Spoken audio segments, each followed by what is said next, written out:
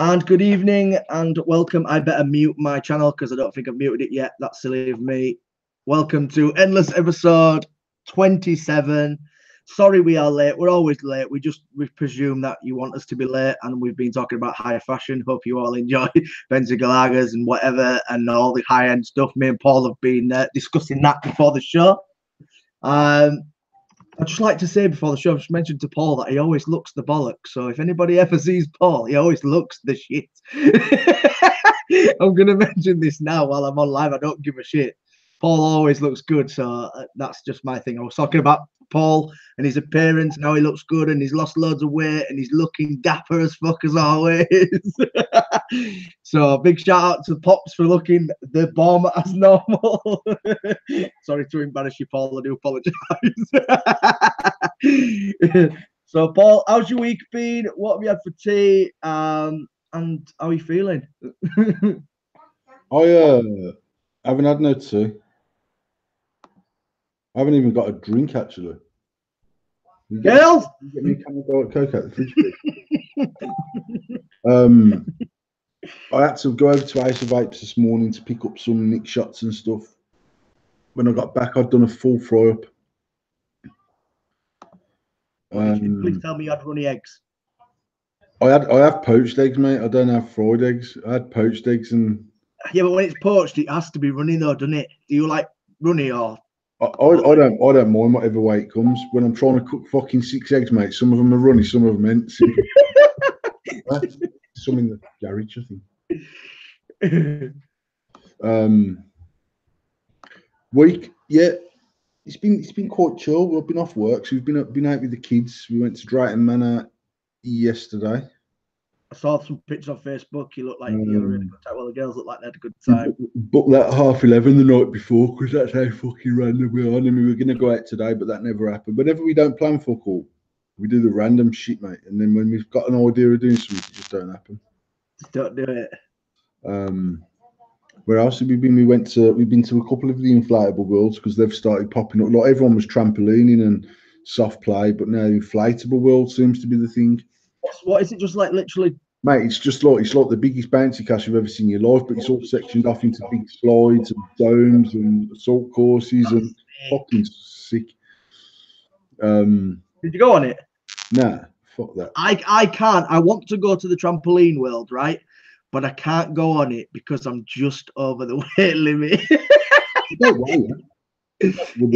I think it literally is like 19 stone or something like that.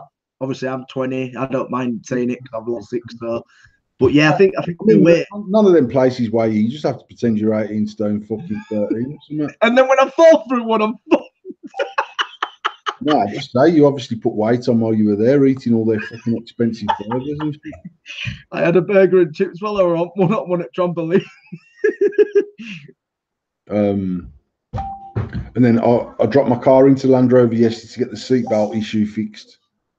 And they give me a car to get to the Drayton Manor in. And when I went and picked my car up, it turns out that Shanae had lost one of her false nails down the seatbelt holder. And it weren't fucked at all. What was that like, blocking the sensor? It was just like where you actually plug your seatbelt in. It was obviously blocking the clip or something.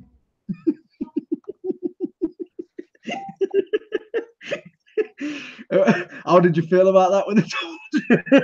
She says, obviously, some people we'd normally charge for this because it's not warranty, but obviously we won't charge you. And I said, good fucking job, because I wouldn't have paid you either. No, because I took my car to him last week and says the seatbelt thing's faulty. So it's not like I just turned up there. They took it into the garage, fucked about with it for 15 minutes, come back, says, I've ordered you a new thing, no problem, we'll get it sorted and changed over and rare. So they previously looked at it already? The what? So they'd already previously looked at it and said it needed a new part? Yeah, I don't know if they unbolted it and then when they threw it on the floor to put the new one in, the fucking nail shot out. It was obviously wedged down the bottom of the fucking seatbelt holder. I'd have turned around and gone, serves you fucking right. Plus, they wash my car for me every time it goes in, so inside and outside, or just outside? Inside and outside, mate, every time. Free valet. Just go in every week and complain just to get a free valet. They did say to me, in all fairness to them, they did say to me, I said to them, like, what happened was when I was kicking off a few weeks ago about, you've always got my fucking car and I've never got it. I basically said to them, do you know, I've only ever paid to wash that car myself once.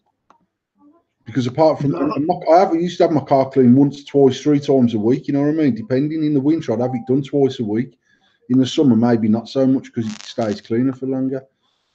But I was like, I've paid once to have my car washed because it goes in there. Even if I only go in there for AdBlue, they'll wash my car. But then they said to me, look, Paul, even if you don't have no problems with it, just phone us up and we'll sort. You can just bring it in and we'll do it for you anyway. So fucking hell, fair dues then. You know what I mean? Fair fucking dues. So apart from that, we've got no issue with Land Rover this week. No, the car's been fine since I had it back. To be fair, I did get a lot of seats. Remember, I did. Last week I said the seats were playing up, the electric seats. And when I went in there I'm trying to think when I did go in there because we went shopping and went for food. So on my way I just popped into Land Rover to get some AdBlue. And I said, look, the seats aren't working. If you do this, it's supposed to do that. And it all worked perfectly. And I was like, fuck's sake, I look like a right dickhead here. But the seats have been working fine. And obviously the seatbelt issue was down to the baby's fucking false nail. So all is good with Land Rover. Anybody asking in the chat about a good cotton? A good cotton. We've got Busty Voice cotton as well on our website for £4.49. You can use MEC10 for 10% off, and it comes with 3 swaths of cotton similar to bacon cotton, and you get 12 laces as well that are just easy to use. Have you got some there, Tom? So, and genuinely, like, this is not our cotton. We just wholesale the cotton, but it is good cotton. I've used bacon cotton for a long time, cotton bacon, because it's just easy to use. But actually, I was quite impressed with this stuff. Impressed enough to buy several thousand packets of it.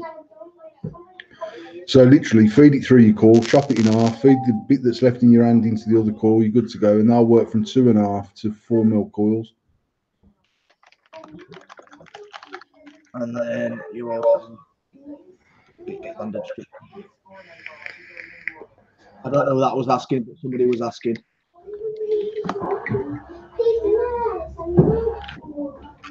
Rob, Mr. Daniel Robinsky, I've sent off the details to Mr. Solana, so you should receive your package in the next coming week. We have obviously got the show this week, so that's why it's probably not being sent out this week, mate. But I'll just bear with 6 weeks because obviously they're also doing the Manchester Expo and whatever else. So but he's been sorted. It will come. We're not going to rob anyone.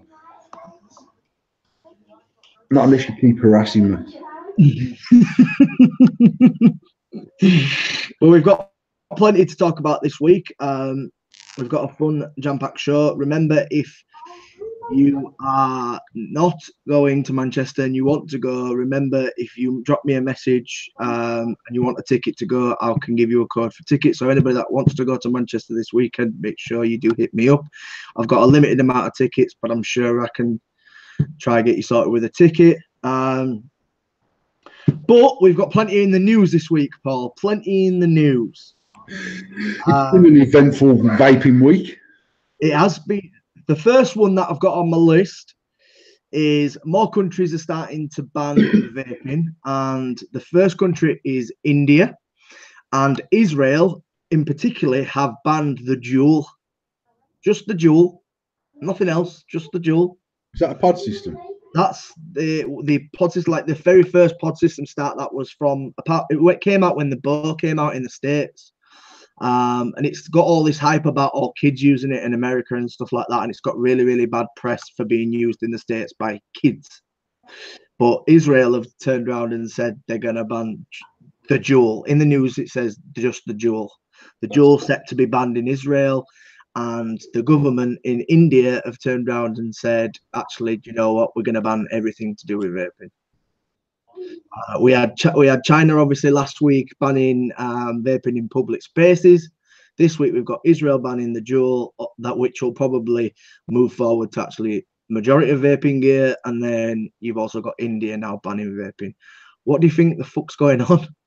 I don't know. To be honest, I was like I said last week about the Chinese thing. I mean, obviously China have banned it, and it's probably one of the biggest markets in the world. India have banned it, and it's probably one. I bet India is in top 5 vaping markets in the world.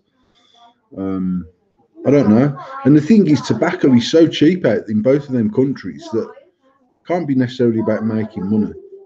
That's what I mean. It can't be necessarily about tax. Probably cost you more to vape in some of them countries than it would to smoke. So I don't know. I know that Israel have said it because it's towards like their health. That's what they've said. They've said basically towards the, I don't know what sector of health they call it, but it's basically like healthy. You know what I mean? It's not healthy. Mate, if they allow smoking and they don't allow vaping for health reasons, they're talking out their ass. It's mad. It's just, you know, as you say, you've got China banning it, one of the biggest countries in the world. You've got India. I'm surprised that's not one of the biggest countries in the world. You know, size-wise. Well, I would say that India is probably in the top 5 biggest countries in the world, or requirements for vaping in the world. I'd imagine that India is probably one of the top 5 in size and one of the most developing countries. I mean, they're obviously developing at a similar rate, and not to China, where you've started to get absolute shitholes, absolute fucking state of the art, lots of affluence and stuff like that. So I don't know, mate. I don't know what the thoughts behind it are. It's mad. It really is mad, because obviously everybody else sort of seems to be wanting to move forward. And I honestly sit here and I think the way other countries are going about it, and the way sort of America's going at the minute with the vaping and stuff like that, it's sort of like we are very lucky. Regardless of what we've been given regarding the TPD and stuff like that, obviously they're trying to now relax the laws, and the laws hopefully will come in with more, you know, ease on us and stuff like that. But I sort of like everyone else sort of seems to be moving in the wrong direction. And we are obviously one of the top, even though we are small island people, we are one of the most powerful countries in the world. Yep. And sort of we're sort of maybe leading this now. So it's not the States that's leading it, you know. It just bemuses me how the fact is that these countries think that it's fucking right to do that. Well, mate, I mean, at the end of the day, when you look at how the industry is worldwide, apart from some countries that do not give a single fuck whatsoever, we've actually not had a bad ride. Nah, I think even Germany's worse than us, and Germany's in the fucking EU. Yeah, I mean, obviously the TPD, when it goes out into the European market like it did, it can be interpreted, and people normally the UK take one of these European directives and add about 650 fucking pages of shit to it. To be fair, I don't think they've done a bad job. They could have done a better job with TPD, but I think with what they had to work with and their knowledge and understanding of it, I don't think we got a bad rider either. And some of that shit looks like it gets set to be set aside anyway. So yeah, somebody mentioned in the chat, is the V-Juice vape and vehicles on the news list? So Paul, I'll ask you that. Seeing as somebody asked it, what did you think of the V-Juice's little event that they put on? You know what? To be fair, I went down there just because Matt phoned me. He said he was going down. Are you going down? I said, if you're going, I'll meet you there. And I hadn't seen him for a while, so me and Matt just caught up and had a chat. And I took the 2 little girls with me. When on my way, I obviously had my car washed on. That's the second time I paid to have my car washed. I had it washed going to fucking V-Juice. And it pissed down. I come out the car wash and it was gloriously sun. I got onto the motorway and it was pissing down. And when I got there, it was raining. Then the sun come back out again. But by all accounts, it had been quite busy in the morning. And to be fair to Loki, Gingerbird, whatever his name is, Loki. he'd only advertised it the week before. So I think it's something he's going to work on and advertise better and just do a thing. And actually, for me, there's no reason why it won't work. Just one sec, girls. It's the last time I'm telling you. Just because there's people that like to drive nice cars, and there's the same people that vape, and they can have a meet up and do. And so, yeah, I think it'd become quite a good thing if they could get that once a month or something like that. Yeah, it's definitely something different, something cool. I saw the pictures and stuff like that, and there were some cool vehicles there. And if you are, because I know you've always been a petrol head, so obviously I knew straight away you were going to pop down and see what were there and that. And it seemed that the actual show itself, it just was a nice little meet up of everybody, sort of, as you say, like-minded people once again. So big shout to Matt V Juice and Loki for putting it on, because it seemed like it was a good one. Yeah. I'm seeing the chat's quite busy tonight with loads of questions coming in. So, guys, if you do have any questions, do let us know. But we're obviously going to go through what we've planned tonight. Well, first, just quickly about Nick Salts. Yeah. Nick Salts, lads, I've been vaping for years now on 3 milligrams. So, what are the benefits from using these Nick Salts? The free base nicotine that you use in standard liquid. Go upstairs now, both of you. The free base nicotine that you use in standard liquid, it takes longer to get into your system, and you have to vape more consistently for it to keep the levels. With a cigarette, you smoke a cigarette, your nicotine levels peak, and then they'll peter off again. And then you have another cigarette, and they'll peak instant or more or less instantly, and they'll peter off again. With vaping, it takes a lot longer to get it up to a level. And then with consistent vaping throughout the day, you'll maintain a level of nicotine throughout the course of the day. With Nick Salts, it replicates the nicotine out of a cigarette. It's actually something to do with the extract of. I don't know the science behind this, so I might be talking bollocks, but my understanding of it is with Nick Salts, it gets into your system much, much quicker, like a cigarette, and then falls back off much, much quicker. So my personal opinion of Nick Salts is that we will be dropping a Nick Salt line very soon. I've got samples in the post to me as we speak. So we will have a Nick Salt line to drop in the October Expo, if not before, but I'd imagine it's going to be, obviously this is going to be TPD'd. So once we've agreed the flavours, we've got to put it off for submission, and then we will be dropping a Nick Salt line, hopefully in time for Expo. And it's something different to what's out there at the moment. And it's Nick Salts has took off massively in the US, Paul, massively. Yeah, I mean, for me personally, I do not like Nick Salt, and I wouldn't say I don't like it. It doesn't suit my style of vaping, and my style of vaping is that and anyone that watches these, I've got this in my hand, and I'm just chonging it, and I'm chonging it, and I'm chonging it. The thing with Nick Salts is you can get a nick rush, often because it will go into your system much quicker, and your levels will peak. With this, even if you're chonging it all day, it'll sort of maintain a mediocre level of nicotine in your system. Now, I personally don't think I need to vape for nicotine anyway, and I've said that for a long, long time. I just feel, I need to physically feel like I'm smoking a cigarette. So if I had a 0mg that give me a throaty, I could vape it quite happily. I never ever get clucky if I'm on a lower milligram. And in some liquids, I'll vape a 6, in some I'll vape a 12. I'm using Vampire Vape Bloodsucker, I think tonight I've got 12 milligram because the 6 in that's quite smooth, and because it's smooth, I'm not getting the throaty. The downside to Nick Salts for me is that it is it's actually an exceptionally good vape. They're very smooth. The nicotine delivery is very smooth, and all of them sort of things. So my personal opinion is that for someone that vapes because they require nicotine in their system, any system that you can put Nick Salts in and vape, because like the thing that's confused a lot of people, I think, and I've seen various posts this week about Nick Salts, is that someone is saying, "Oh, I want to try Nick Salt, but I've only got such and such a device that I normally mouth along on," and that's because you've got the likes of Aspire that have branded the 1.2 ohm coil as their Nick Salt coil, and you've got some pod systems that are branded around pod salts and all this sort of malarkey. Actually, you can put Nick Salt in any device that you'd normally put any 50-50, 60-40, even some 70-30s in a mouth to lung device and knock yourself out. In America, they're probably, I would say, there's a 90% use of 50 milligram plus. Yeah. Now, what you need to understand is 50 milligram of Nick Salt isn't 50 milligram of free base nicotine. So it's completely different. So I think the assumption is, again, this is just me going from what I've read, is that a 54 milligram is about an 18 milligram. Yeah. Possibly, and then you've got sort of 36 milligram, which is a 12 and stuff like that. So it's completely different. So at the moment in the UK, because of TPD, the maximum strength you can get is 20 milligram. 20. 20 I do want to mention, though, on a negative, though, Paul, that even though Nick Salts are brilliant, I've tried Nick Salts and whatnot, and they are brilliant, but the downside to Nick Salts is you are actually putting 20 milligram strength into your system. So if you vape 3 or 6 all the time, you're taking your nicotine levels up. Yeah. So you're now becoming more addicted to a stronger nicotine. It doesn't feel like a 20 milligram. freebase nicotine, it feels like a 3 or a 1.5. It feels very, very smooth.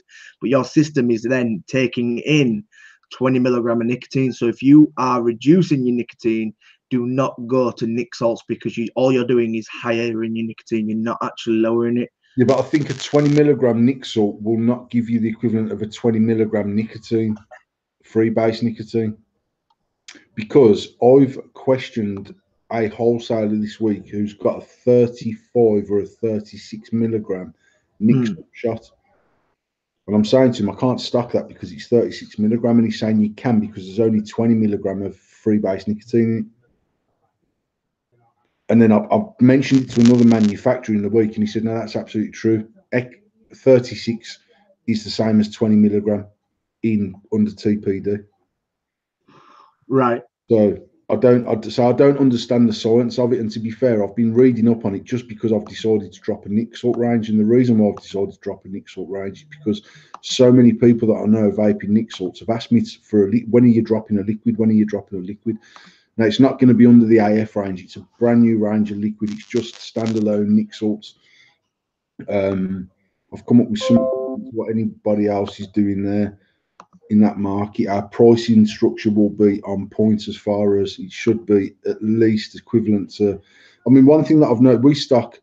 I think we stock pod salts. I might be wrong there. I think it's pod salts that we stock. Pod salts, yeah. They're $4.99 for 10 mil. And we had IVG salts in the shop because we stocked them about probably 4 weeks ago, something like that. So, and that was the only two nic salts that were readily available just for me to get from the local wholesaler. Now, I've spoke to a few companies this week, so we've got a few more nic salts coming in. And then also I've been speaking to another liquid manufacturer, Jose, who's been working on this for me. So the sample should be in the post. Well, the samples were posted off to me this morning. But I think it's something in the market. £5.99 for IVG salts for 10 mil. Okay, now. So what I'm trying to do is, and I'm not even going to say what the price point is, because until I've got the flavors and everything else and agreed, one thing that they're doing in the background is they've got to come up with the quantity what I've got to buy in order to hit the price point that I want to hit. Now, it depends on how deep my own pockets are and how faithful I am in this project about whether I can or can't hit the price point. My price point that I'm trying to hit is £3.99, 3 for 10 quid. So it's exactly the same as our existing range. So that gives you about a 33% saving on the cheapest nic salts I've seen out there is £3.99, £4.99. Yeah, you're looking at £5 a bottle. So we're trying to do something a little bit different. But I say literally what I said to him was, this is the price point that I want to achieve. Yeah, it's definitely a higher manufacturing cost than freebase nicotine, a lot higher costing. So if you are able to do that. I spoke to a company this morning that said to me that actually the marginal increase on price for nic salts is marginal. Really? But then I also know there's about 50 different ways of manufacturing the nic salt. So yeah, you can have 20 different 20 milligram nic salts, and they've all got different styles of nic salt in them. One of the things, and again, because I've vaped on nic salts, but I've not vaped on nic salts long term, because literally within half an hour I start getting head rush off it because I can't. Is it synthetic, Paul? No, it's actually extracted from proper nicotine somehow. Right. It's so expensive. All the lawyer fees for IVG. I'm not even getting into the IVG thing. What have you thought about doing bigger bottles of juice, mate? Bigger bottles of what juice? Someone's just put, Paul, have you thought about doing bigger bottles of juice? I don't know what you mean. If it's bigger bottles of nic salts, that's impossible, because you're not obviously able we're regulated to 10 milligram at the moment because of 10 mil, yeah. And then the other thing that I don't get is because of the way nic salts works. There's a lot of people at the moment sort of hyping about 20 milligram nic salt shots. The reality is you're getting a 3, you're diluting a nic shot and you're running at 3 milligram nic salts. You're probably running the equivalent of like 0.02 free base nicotine. It's absolutely pointless in my opinion. However, some people are loving it. So that's just, again, it's just me personally. I've not found nic salts to be particularly good for me, but that's not because nic salts aren't good. It is literally because of my vaping style. So Well, talking about sort of pricing and stuff like that, the next thing in the subject is Montana, which is a state in America. Yeah. They are to add 83% tax on wholesale vaping products. 83% wholesale tax. I mean, mate, that's the way that the industry will go. I'm sure of it across the board, across every country within the next 5 years. I'm pretty sure that's the way that it will be. Do you think that would shut down the majority of business in that state? If I'm being completely honest, I think it'd probably shut down the business in the UK as well. Most people that vape, I don't care what anyone says, and by most, I'm talking about people that vape to stop smoking more so than people that vape because it's a hobby to vape. People that vape because it's a hobby, just factor that expense in. The chances are they've got more free income than other people, so therefore they can have this hobby. But I think people that are vaping in this style do so because it's cheaper than cigarettes, and it is by a long way still cheap. We had this discussion last week, and it still is a long way cheaper. I never ever give up smoking or started vaping because of my health. I only ever give up smoking because I was smoking 60 fags a day and it was costing me a fucking fortune. And for me personally, and again, I don't know whether this should even be the right thing to be saying, but for me personally, I've very much got the attitude that something's going to kill me. And if me smoking every day cost me 20 quid and it cost me 22 quid to vape, I'd smoke tomorrow. I'm on the same grounds. I mean, from that point of view, if the prices were comparable, I would imagine. I mean, at the end of the day, the bottom line is vaping. No vape product anywhere in the world is as convenient as lighting a cigarette out of a box. I was going to say that. On that basis, you haven't got to refill it. You haven't got to change your coil. You take one out of the box. You light it. You smoke it. You throw it away. When you want another one, you knock up another one. So 83%. I mean, if we put 83% on wholesale in the UK as it stands at the moment, we'd have to. It just passed straight onto the consumer because the margin on the product is not what it was. I know there's people out there, and I see people commenting on these UK vape deal posts about liquid and going, yeah, well, it only costs them like 60 pence to bottle 180 ml of liquid. They're just fucking idiots. And got a clue. No, that's what I mean. And so when I look at the margins of our business from 4 years ago, they were probably 3 times what they are now, with much, much less choice of products. And our business is still a decent business. 4 years ago, it was an excellent business. And it was a lot more expensive to vape then than it is now. Yeah, absolutely. And to be fair, the shops made more money then. That says we paid more for liquids, like we paid more for hardware. And actually, like most retail in the whole of the fucking world, you've got like not set margins, but you've got margins that manufacturing companies would normally work to, that wholesale companies would normally work to, that distribution. Retail would normally operate at around about a 70% margin. And that is because we've got to pay VAT, we've got to pay tax, we've got to pay employees, we've got to pay insurance, we've got to pay rent, the overheads of the shop, and everything else that goes with it.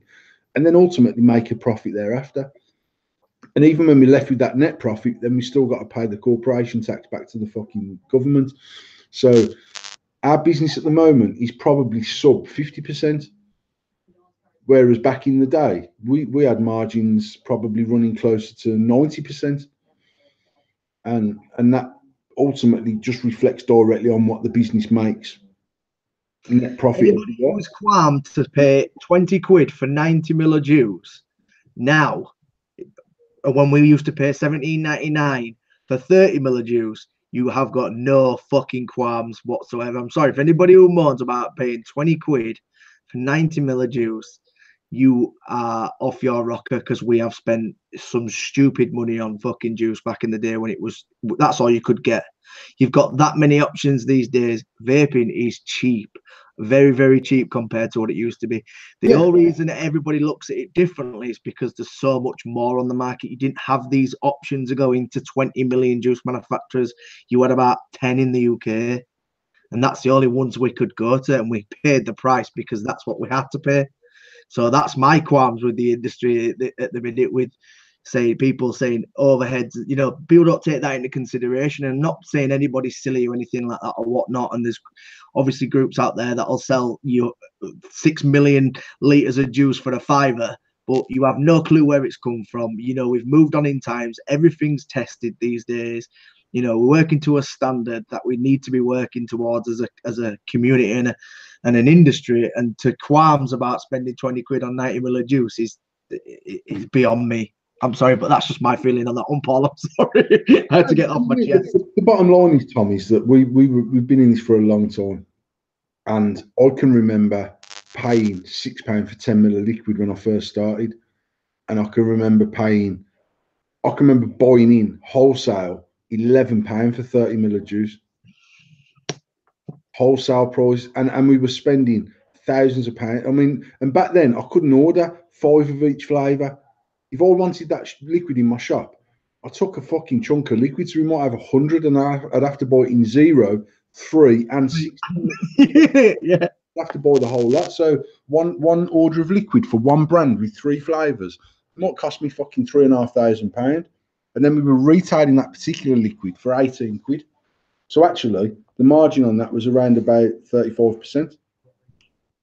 And we had the big. I remember when One It Wonder dropped the 180 ml of. Yeah, they did like Policeman, didn't they? They did. Well, the first one was Muffin Man. Muffin Man, yeah. Milkshake Man. It weren't called Milkshake Man, was it? What was it called? The milk. Oh, the Milkman. It's just called Milkman, weren't it? Strawberry Milkman. That's it, Milkman. Yeah. And I mean, they retailed at 65 quid for 180 ml. And even then, I can remember saying to Tasha, fucking hell, man, we can't buy this. Who the fuck's going to buy 180 ml of juice? And they flew out the fucking shop. Telling you. Flew out. And then actually, when Dale started at 100 ml for 20 quid, 100 ml for £30, that was like unheard of money. It was just, everything was just more expensive than that. Do you know what I mean? And now you can get, most places will have 100 ml short fill for 20. In fact, everywhere 20 quid most for 100 ml short fill. The only exception to that is 6 licks at £22.99. I can't think of anything more expensive than 6 licks, and actually 6 licks is probably one of the biggest selling liquids in our shop. So it proves that not everyone's after quantity over quality, because 6 licks is a quality range of juice. We've just got the 50 mils in there, so it's $14.99 for 50 mil plus your shot. If you come to Shades, it's a penny for the shot. And who else does that? Who else does that? Some people have started doing it, mate, but I know I can sleep at night knowing that I'm setting the fucking standards in the industry. Do you know what I mean? No, but I mean, look, RAF, it's 60 mil, 3 shots, he's 17 quid. So you get 90 mil of liquid in 50-50, 80-20, 0, 3 or 6. There's no other short fill out there at the moment that's doing 6 milligram short fill because of the way the ratios that they mix at. But 90 mil of liquid for 17 quid that is manufactured in a multi-million pound ISO lab, and it is by one of the biggest manufacturers in the UK, which it is crazy. And actually, we just don't make as much margin as we used to on liquid, and certainly when we're doing it at that price, we just don't. Not at all. So I can imagine the 83% wholesale tax. I just think it would close majority business. It would, or as you say, it would have to go to the consumer. There's no way of swallowing that, is there? No, not a fucking chance of swallowing that. So either the people in the state of Montana are either going to be paying through the fucking roof, or they're going to shut shops. And to me, that's planned.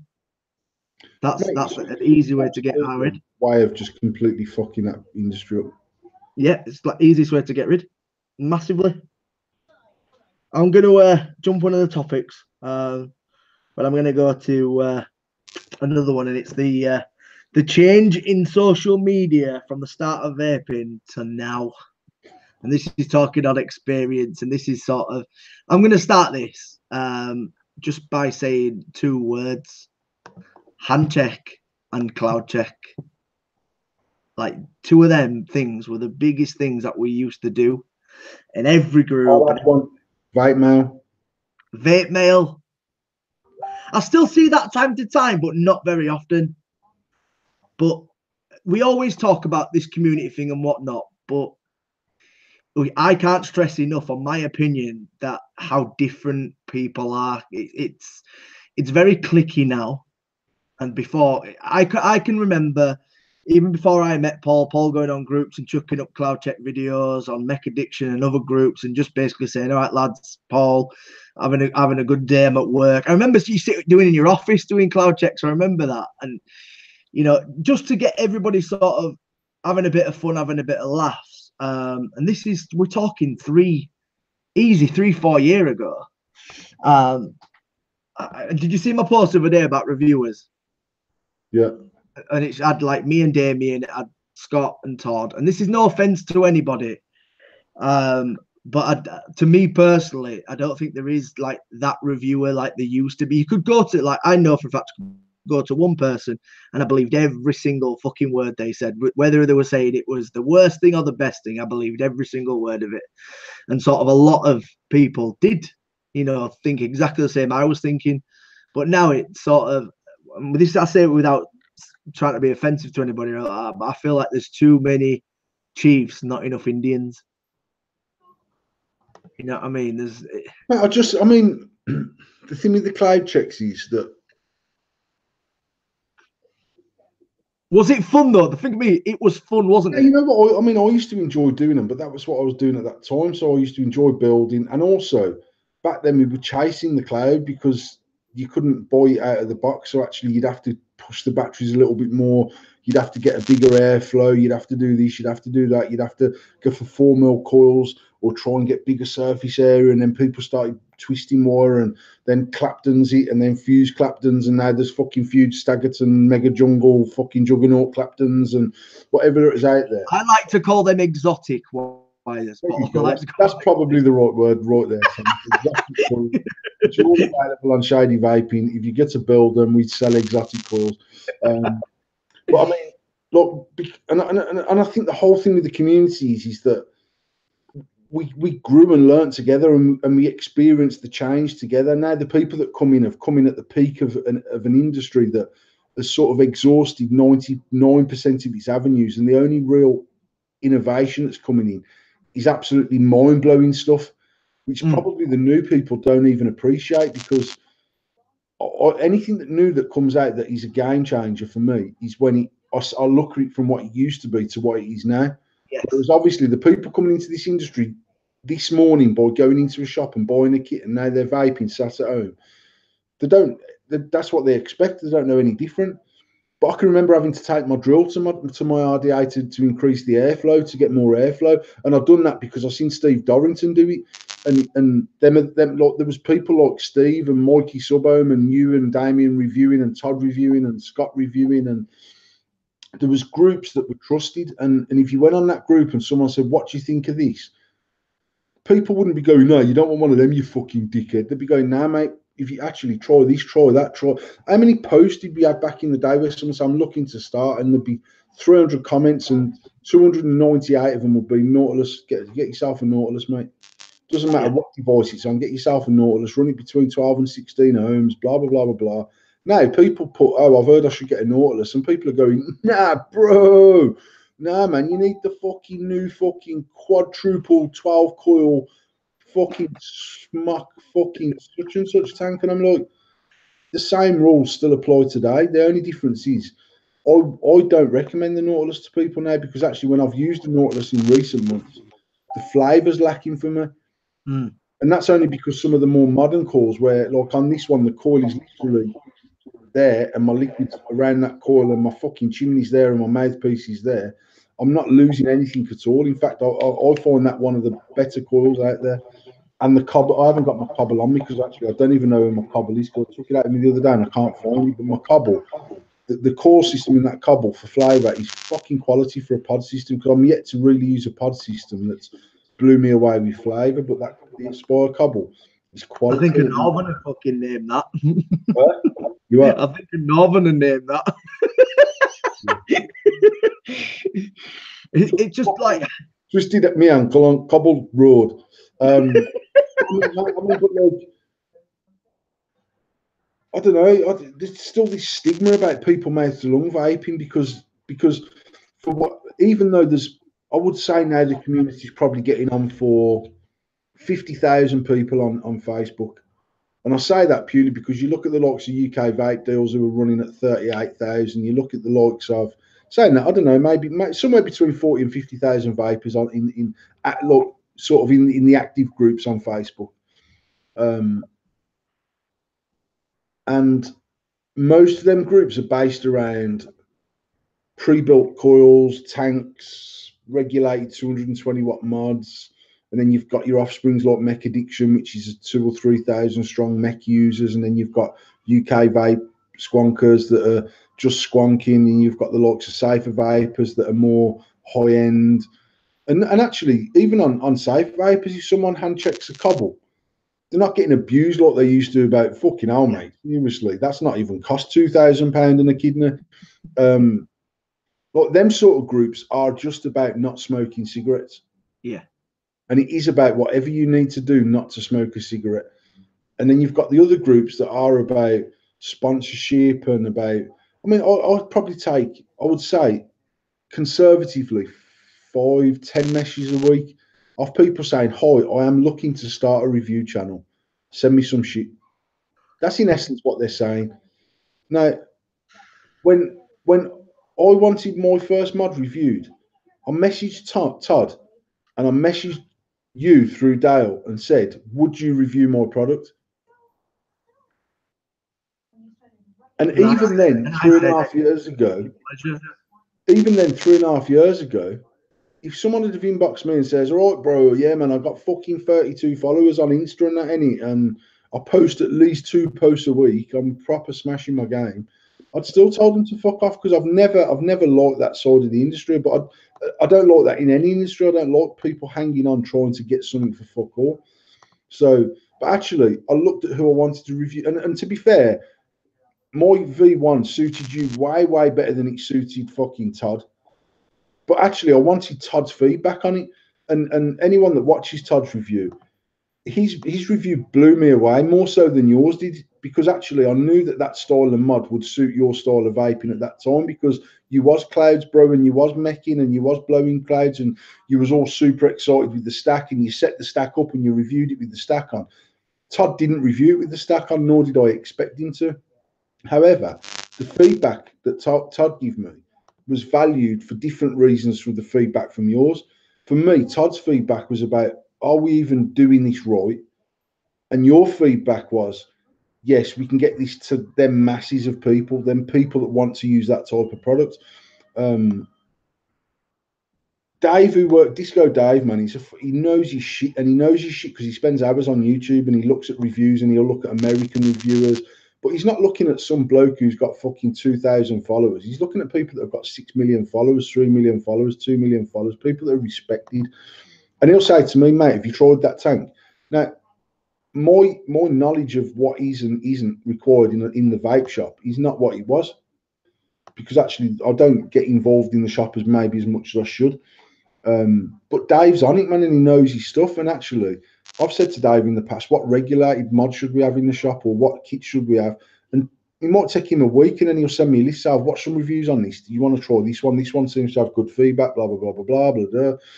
Now, the trouble is, the people that are buying en masse now don't give a fuck about them reviews. They give a fuck about what Facebook say they should be using. And how cheap they can get it for.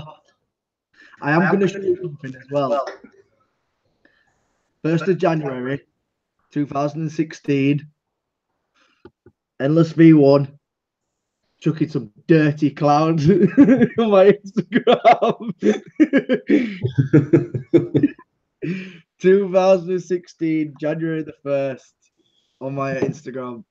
I even got on there. I was hyped, really hyped for it. And I was using a CCI tank on top of it because it was when you did the 510 adapter with the kit. Yeah. So you use it with the 510, not just hybrid. And I put the tank on it, and it was fucking smashing with the tank.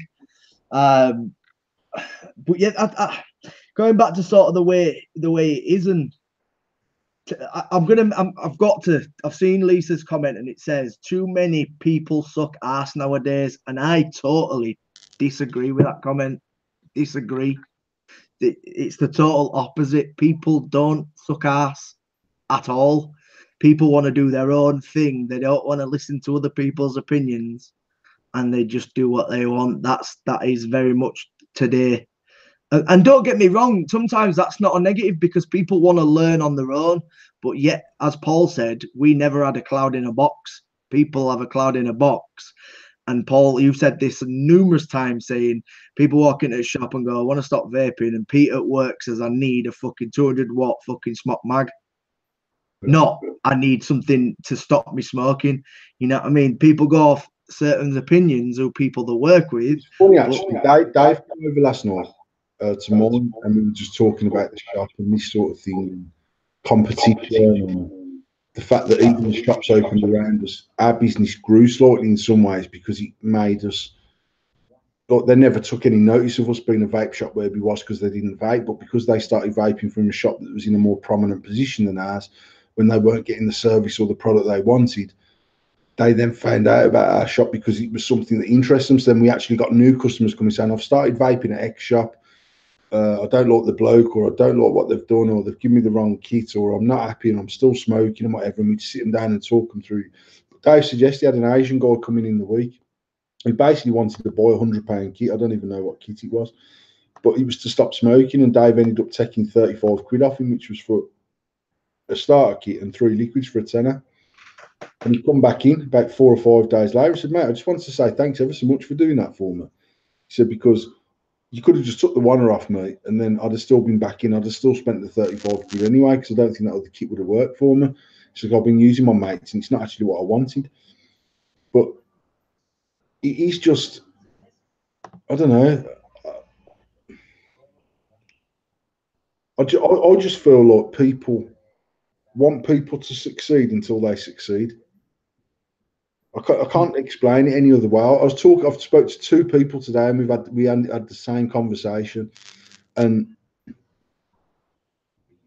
if I was to turn up at Expo and have £150,000 stand, and we've got one half for Endless, and we've got some for Build'em and some for AF, and we're all walking around bawling and fucking giving it the bigger, there's people that would go, fuck Paul, man, I ain't supporting Paul anymore, fuck him. Now, I know there's also people that would go, you know what, I can remember when he started off delivering from his house. And actually, it's really nice to see what he's amassed. But in the main, I just feel like people would go, nah, fuck, mate, I ain't even buying an Endless Mod anymore, mate. I can remember when Paul used to be humble. I don't know what being humble means because there's people out there that hashtag being humble that aren't humble, they're arseholes. There's other people out there that for me, I know they're humble because I know what they've got around them. And anyone that doesn't know would never know because they don't fucking tell every cunt. And for me, that's being humble. It's about, I don't know, humble isn't just about flaunting your money and everything else. At the end of the day, if I've ever flaunted anything on Facebook, it's never to go, yeah, look what I've got. It's actually genuinely, from my point, like when Tasha bought me my Rolex for my 40. I don't think I've ever seen you floss though. And this is me talking as a friend. I've never seen. I posted my Rolex on my 40th birthday, more that I was overwhelmed that I'd said to her all that year running up. She kept saying, what do you want for your birthday? It's your 40th. And I was like, nothing, honestly. I'd rather save up. And when I can get the watch that I want. Because I've always liked nice watches. She bought me a Breitling when we got married, which was the only time I've ever posted the Breitling was on my wedding day. And that was with my cufflinks that she got me with my dad's picture on. And it's not ever to go, yeah, check. I've never posted a picture of my Rolex, the fucking Land Rover key, the fucking expensive wallet, the fucking £600 stabilised wood mod and all that bullshit. I know people, mate, that have hand checked the Rolex in with their fucking bullshit fucking clone billet box, and the Rolex is clone. And I'm like, boy, you're only doing that for like, when you're doing that, it's purely for this like admiration of people. And the only people that get excited about you posting what could be a £10,000 watch that's really fucking 40 quid I don't know, without sounding pretentious, they're probably knobs as well, because I don't understand more that. I mean, I was looking through Billy Webb's, you know, Billy from Prohibition. Yeah. Now, Billy and his dad have created a fucking business down that end of the world, mate, that he's smashing. They're making a huge amount of money, and fair play to them. They work hard. They've got some fun. They're just, their business is on point for me. And they're the sort of people that when you go and meet them people, no matter how much money they've got, they're up there with the most genuine people I ever met. And it's not about flashing this and flashing that and check. You park up outside, mate. You fucking parked outside some fucking Arabian Nights house. Do you know what I mean? Fucking couple of £1 worth of cars and she's all like that. But actually, for me, they're the humble people, because It isn't on Instagram. It's not on Facebook. I went through Billy's personal Instagram last night, just being a nosy cunt. I scrolled back for ages. And actually, he had a post up of a Breitling saying, "This is what I'm saving up for. This is what I want to save up for, and this is what I want to aspire to." And then I see other pricks that have got a fucking counterfeit Rolex in the middle of a hand check with a clone billet box or a clone fucking something else that's potentially like a fucking £10,000 hand check. And I'm like, mate, you're driving a finance whip. Get over yourself, man. Me, I got absolutely ripped a new one when I put them trainers up. And don't get me wrong, the £300 trainers, and I've said this to you before the show, this is what I'm saving for, and I'm saving to get them. I put them up saying this is goals, and I'm aiming for them. I'm not going, I'm flossing these right now and stuff like that. They're goals for me. They're £300 trainers. To somebody, that's fuck all, but to me, that's a lot. And it's not, mate, me going, oh, I'm going to buy these. £300 on shoes, no matter how much dough you've got, it's a lot of money. Right, it's as simple as that. But I know people that in a month would spend more than £300 smoking and going to bingo. Right, and at the end of the day, my old man always said to me from when I was a little kid, and I'll say it to my own kids now, you can only spend your money once. Spend it fucking wisely. And if you want to save, and I was always the kid out of 5 that wanted the nice thing. I was wearing £120 Reebok pump fucking 30 years ago, when £120 was probably more than what my dad earned in a week. But actually, I didn't just go and say, right, I want Reebok pump. My brothers and sisters might have 4 pairs of fucking shoes while I was saving up for the trainers that I wanted. Yeah. Because that's how I've always been. If I want something, I want what I want, and I'd rather not have something to make do with it, because I'd rather save and save and save and save. And actually, even now, see, I know I can't even have a conversation without sounding like I'm being pretentious, but I could probably go and spend 10 grand on a watch tomorrow, and I could still afford to go shopping the week after. But actually, I don't make them purchases. If I want a £10,000 watch, I'd rather say to Tasha, don't buy me fuck all for Christmas, don't get me fuck all for my birthday, don't get me nothing. I'm not going to waste any money, and then get it me for Father's Day. I'll have it off the kids, and then it's another present that you ain't got to buy and whatever. And I'm not going to be buying £10,000 watches, because that ain't me. But even when I had my iPad, £1,000 for an iPad for me is a lot of money for an iPad, and I don't even use it that much. But I felt like I wanted one, and I'm a bit that I am that guy. I'm a bit like, I've got a drone in the garage that Tash paid £1,000 for that I've never took out the box, and she bought it me for our anniversary or for Father's Day, But I'd still, like, every year she'll say to me, what do you want for Christmas? And every year I'll say to her, honestly, I don't need anything. So I don't want you to go out and spend even £100 on something I don't need, because it's absolutely pointless.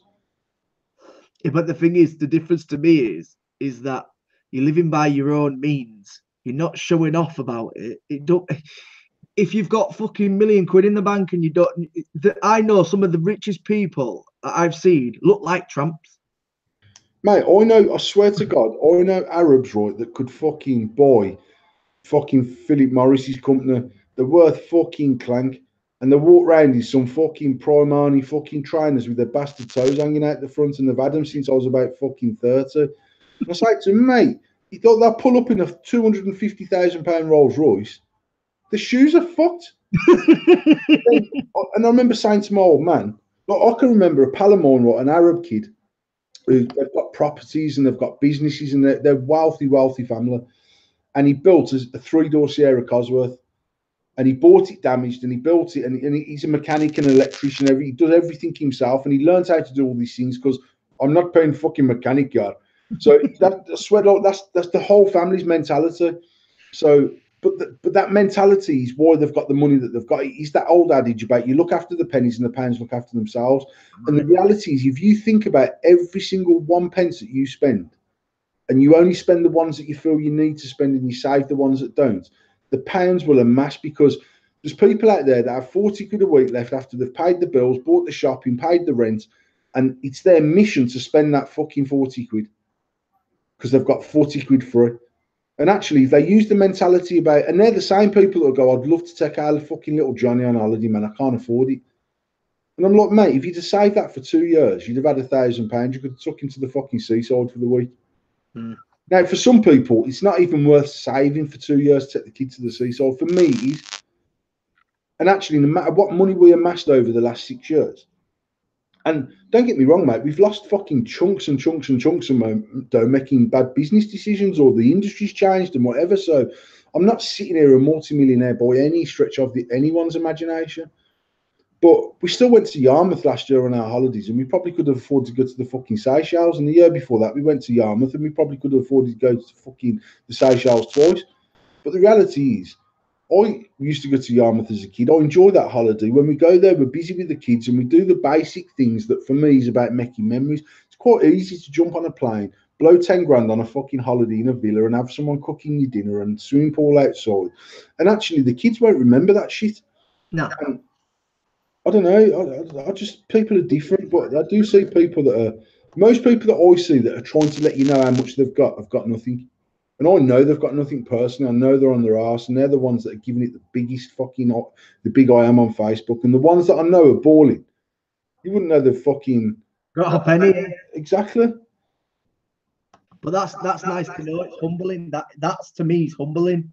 And that's because I'll be honest, when I was younger, say 15, 16, I was a green-eyed monster. And if I didn't have it, I'd be envious of somebody who did. And as I've got older and I've realised, if I don't have it, I don't have it. If I can't afford it, I can't afford it. And it's that simple. You know what's mad? I mean, I've never, ever, ever been an envious person. And actually, I've always genuinely been a person that if someone's got something that they aspire to get, I'd be genuinely happy for them. And I consider that a good thing, because I don't like jealous people. I don't like people that envy is horrible, man, because it destroys people and it destroys relationships, friendships, and all sorts of things. Yeah. But I've always been happy for people to achieve something, and I'd help them achieve that, even if at the end of it I hadn't gained anything from that whatsoever, because it's nice to see someone happy with what they've done. And that is something that I've done all my life, even from a young kid. If I had £1 and they had 9 and they needed 10 quid to get what they wanted, I'd give them my quid, because actually I couldn't even get what I wanted with my quid. So you just take it and just spend the 10 and get what you fucking want. And that mentality served me well over my years, because there's people that have given me their quid when I needed it to get what I wanted, because they're the same sort of people. But actually, when I was like, if we'd have done, or if I'd have done what me and Tash have done for the last 6 years, 15 years ago, I would have been driving around in the Lamborghini and fucking 25 grand fucking Hublot watches and fucking all that stuff, because I know what I was then. And don't get me wrong, I was driving Range Rovers back then, but I was driving it with my last pence, like literally. And actually, when I built an extension on my old house, I sold the Range Rover so I didn't have to remortgage the house. It was the first sensible thing I'd ever done in my life, because I was not a sensible person. And I can remember I had a 540 BMW that I'd like literally robbed Peter to pay Paul and buy this car, because it came up at the right money and I needed to buy it that weekend to get it for that much money. And I'd done it. And then I must have had that car about, and it was like, it was 2-year-old 540. It was like a fucking 40-odd grand car at the time. And I can't remember what I paid for it. Fucking 20. It was a damage repaired car. This same Arab who fucking. Oh, that's what I was saying about his RS Cosworth. Sorry, he built the RS Cosworth, right? So then it's gone into the garage and he's had it sprayed moonstone blue. And a friend of mine who does upholstering, in fact, it was my old next door neighbour, upholstered his leather seats for him, and he had cream leather in there with RS Cosworth embroidered into it and double stitched and all this bullshit. And he was the first car that I seen with the television in there, with the pop up screen in there. And then and he said to me, I want to get it on the road for New Year's Eve, man. I want to have it out New Year's Eve. And he got it all done New Year's Eve, and he started the car, and fuck, it was all running, took it round the block, brought it back in, done the timing, done this, changed the boost, fucking got it all running right. And when he went to start it again, the battery was flat. And he's like, fuck's sake, man, everywhere's shut early on New Year's Eve. And I was like, nah, Halford's open. He's like, fuck that, man, I ain't paying 40 quid for a battery. He said, I'll get on from the scrapyard on fucking Tuesday for tenors. And he pushed it back into the garage. Now, I swear to God, right, that was one of the single most important things in my life where I realised that day how much I wasted money. Because I can remember going, mate, I'll buy you the battery.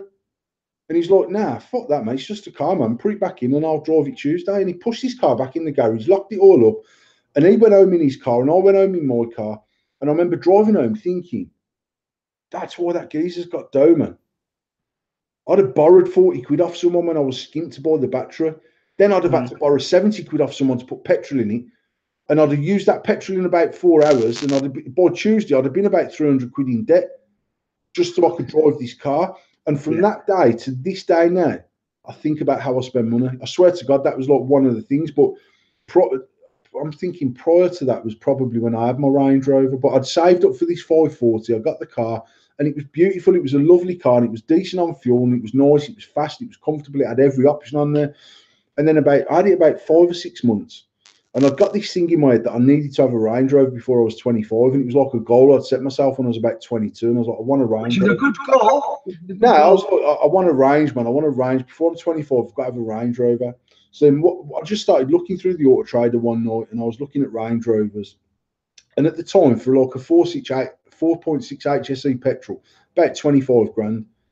And I was like, my car's probably worth about fucking that sort of dough, I reckon. I paid about 20,000 for this BM, but I knew it was worth more than what I paid for it. And I ended up doing a deal with a Range Rover that was 2 years old, or just shy of 3 years old. It'd done 100,000 miles. It was a 4.6 HSE. It had a fucking beer cooler in my central armrest, mate.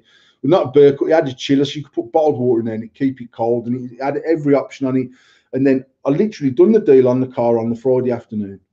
I drove it from the factory to my pal's place that used to gas convert cars. I had it gas converted. On the Saturday, I drove it to my next pal's place and I changed the wheels from 18-inch to 20-inch. On the Sunday, it went into my other mate's garage and I had a PlayStation, screens, fucking spent about another £5,000 or £6,000 on this car doing stupid things to it. But on the Friday, I left the factory. I drove home in it, and my mum and dad used to live on. I lived at the bottom of a cul-de-sac, and my mum and dad lived on the road that went into the cul-de-sac. There was the house on the corner. So every night from work, I'd normally pull on my mum and dad's drive, run in, have a cup of tea, man, have a chat, blah blah blah. I remember parking my Range. I hadn't told anyone I was doing this deal, man. I parked the Range on the drive, and I went out and I went into the house, and I was like, "Dad, come out and have a look at my new car, man." And he come out, and my dad looked at the car, and he looked at me, and he went, "Why the fucking hell have you bought that?" And I was buzzing, mate. And I mean, properly, like, I was chuffed. I was 24. I weren't 25 for another 4 months. And I was like, yes, I'm on this. And I was like, Dad, it's got air suspension and everything on it and that. And he's like, you're not a fucking footballer and you're not a fucking farmer. That's what. And he stood on the drive, mate, and just completely took all the jam out of my donut, man. properly pissed on my cornflakes. And I was like, nah. And I was like, nah, but, and I took him around the block and he's like, it's nice, but how are you going to afford to run this? And I remember saying to him, now I've looked on it, man, they'll do about 18, 20 to the gallon. My BM was only doing about 22, 24. And he's like, Paul, it's a V8, fucking 4.6. You're going to be lucky to get 10 miles to the gallon. Mate, I filled it up on my way home that night, and it cost me back then £104. So that's 17 years ago, 104 quid it cost me to fill it up. It had a 130 litre tank on it, and it was about 70 odd pence a litre. By Tuesday, my fuel's done, and I'm like, fucking hell, man. So I've had to fill it up again, which cost me 97 quid. So I'd obviously got a little bit more fuel in it than when I filled it up on the Friday. And on the Wednesday, my dad got in my car, and I was back at about just over half a tank. So that was 2 fill-ups. And I remember my dad looking at the petrol gauge and me going, see, I've only used half a tank. I never even told him I'd double filled the cunt. And I was like properly, and I was going, how the fuck am I even going to get to work in this fucking thing, man? Jesus Christ. So I phoned my pal, who'd done the gas conversions. And I was like, Mark, will you do this conversion for me and I'll pay you next month? And I was like, I literally cannot afford to drive this car. And he was like, bring it in and I'll sort it out for you. So my pal gas converted it for me at the time. It was about £1,000, I think, to have it gas converted.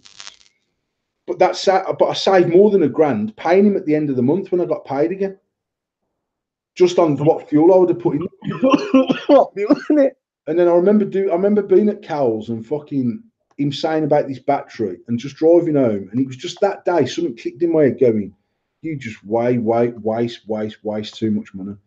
And even after that, if I like when I bought a bulldog for £2,500, going back, I don't know, Billy's 16 in October, so about 16 years ago. So £2,500 for a dog's a lot of dough. A lot. But I spent 12 months looking for the dog, and then I found this breeder in Oxford, and I drove all the way down to Oxford, and I picked my dog, and I had to go all the way back down to Oxford 3 weeks later when it was 10 weeks old, and I got my dog. But they were like calculated purchases. I wanted the dog, and I'd got the money to buy the dog. And if someone had said to me, where have you spent your last £20,000? I could have told you to the penny because I knew what I'd bought.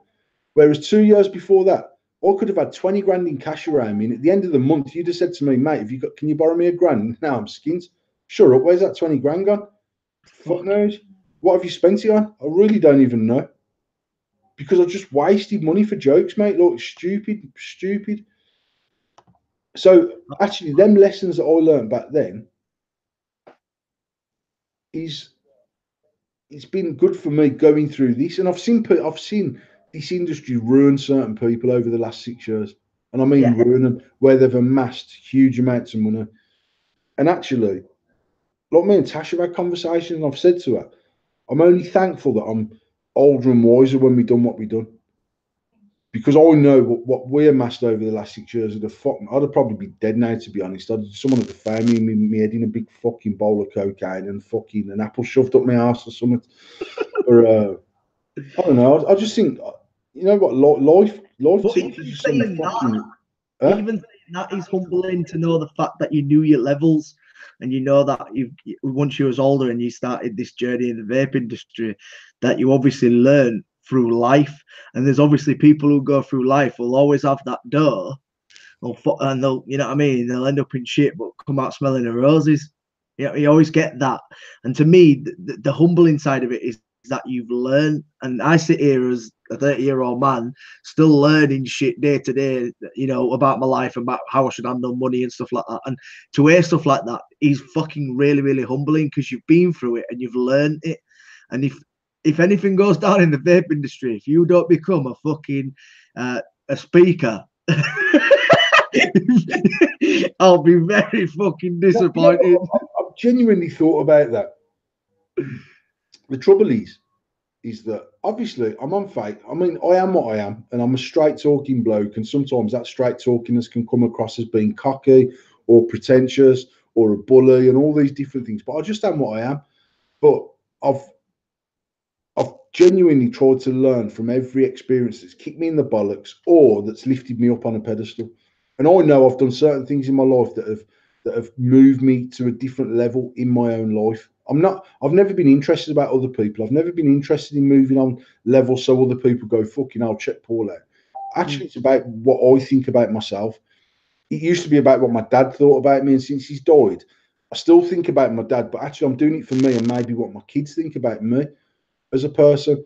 And when something's kicked me in the bollocks, and you know yourself, Tom, last year I had a kick in the bollocks that most people would never have fucking got over, and not something that actually 3 or 4 people are even aware of.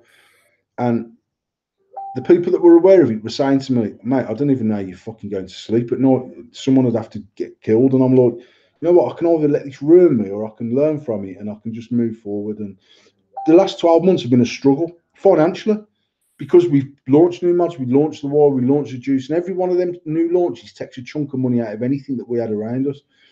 But again, if I went back fucking 15 years, so I'd have been 27. If I go back fucking 20 years when I'd have been 22, mate, I'd have ruined my whole life over that one incident, because someone would have been buried by now and I'd have been in jail.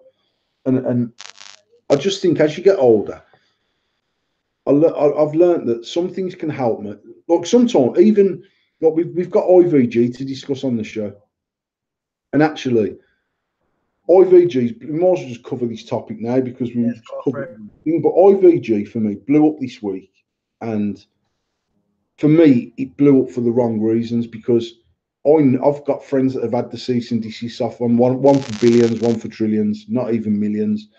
And another friend of mine had one for millions as well. And to see it blow up this week for me was for the wrong reasons because I don't like the people behind IVG. And I'm not going to make no bones about it. They fucked over one of my pals, and on that basis, I'm out. I'm done. And the same as when Rogue fucked over Dale. I was done with Rogue, and the same as when Scoundrel fucked over Mark Dolan. I'm done with Scoundrel, and that's just me, and that's what I'd expect. You know what? I don't even expect people to do it for me, if I'm being honest. Because that's another lesson that I learned in life, that just because you do something for lots of people, don't necessarily going to get the same thing back. And one thing that, and I used to expect it all the time, and I'd be thinking, fucking hell, I know. Shoe on the other foot, I'd have been there in a heartbeat for them. And actually, they're not, and they know what my situation is, and they've choose to drove past my house, not even pop there and ask if I'm okay. Do I need to borrow a tenner? And yet, this time last year, I paid their mortgage payment for them, so they didn't lose their fucking house or whatever it might be. But one thing I learned was that two things that I learned. One, not everyone's going to do what you're going to do, and the biggest important thing I learned was not to be bitter about the people that don't do the things you expect them to do, because that also drives you mad the same way. Actually, if someone I'm not even the sort of person that asks people for help, really. If I knock your door at 2 o'clock in the morning, Tom, you know I'm in the shit, mate, because it's not something that I do. And actually, I'm surrounded by people of the same sort of ilk now. And if anyone needs my help and I can give it to them, they've got it in a heartbeat, because I wouldn't even know they needed it unless they're in a bad situation. I know if you call it 2 o'clock in the morning, there's somebody to remove and I'm on my way. That's all I know. You know, I don't know. I just think, I mean, as far as motivational speaking goes, there's people, there's like anything that's bad that's happened in my life, and like I said, anything that's good, I've tried to sort of understand what made that good, and anything that's bad, I've tried to understand what contribution did I have to that going bad, what contribution did other people have to going bad. Was it just because that was a bad? Did I make a bad decision? Was it the wrong thing to do? And try and learn from it when I'm faced with the situation again like that. I can try and use that experience to make a better decision that's not going to fucking cost us £20,000, and like the fucking deal with iJoy last year, another £20,000 just wasted, fucking gone because of them Chinese motherfuckers. But that's another story. But again, at that point in my life, mate, I needed that 20 grand more than I've needed 20 grand ever, and it just went and it was done and it never come back to me. Again, I could have let that destroy my head and go, you know what, fuck this, or I'll just carry on and I'll plod on and I'll do my own thing, and I've done it and I've plodded on through, and we're back to a situation where financially the business is okay, we can launch new products, everything's starting to come together, and it's took me fucking 18 months to get back to that situation. Again, like I said 20 years ago, then both of them situations so closely related to each other would have fucking just shot my head enough for me to just say, fuck vaping, fuck the industry, fuck the shops, fuck the lot, man. I'll just go back to work and just do my day job and fuck everything. But I've got more about me than that now. And actually, it helps in my, it just helps me. And I'm not trying to be like a hero to anyone, just to myself. That's it. And there's people out there going, oh yeah, I know there's people out there, mate, that don't like me, and they'll still talk to me and everything and all them bullshit. And there's people out there that don't like me, that don't talk to me, that I've got way more respect for. But most people that don't like me because of something that they've been told, something that they've heard. It's not because they don't like me. They don't know me. And actually, it's mad over the last fucking 5 or 6 years in this industry, how many people that I've spoke to on a level, whether that be face-to-face, video call, phone call, in chat, where they've said to me, mate, I didn't expect you to be like this. I thought you were a right prick. And I'm like, what made you think I was a prick? And they're like, oh, such and such said, such and such said, such and such said. I'm like, so you thought I was a prick because of what someone else has said? Do you not think that makes them a prick?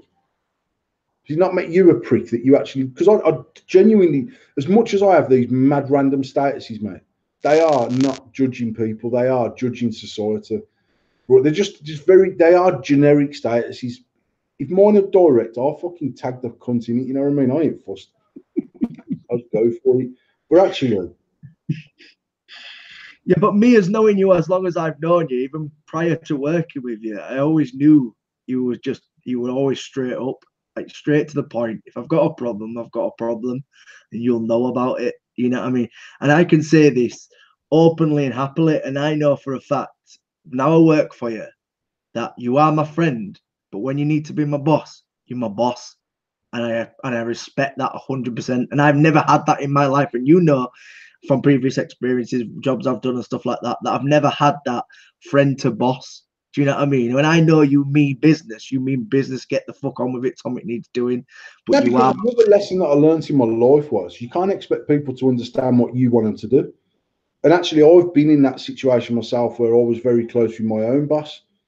And actually, I struggled. I struggled as being you in the relationship of understanding that why is he being a prick today? mm, Obviously, as you get older, you start to understand actually it was me being a prick, pushing the boundaries, taking the piss, not really wanting to accept his authority and all that other good stuff. But Jake Addison from AIV, I never spoke to the geezer, never spoke to him at all. And sorry, I've just been sent an inbox message that I was looking at, which is quite funny. Should I share my screen? go for it. Right there, let me just make sure there's no message boxes open or nothing.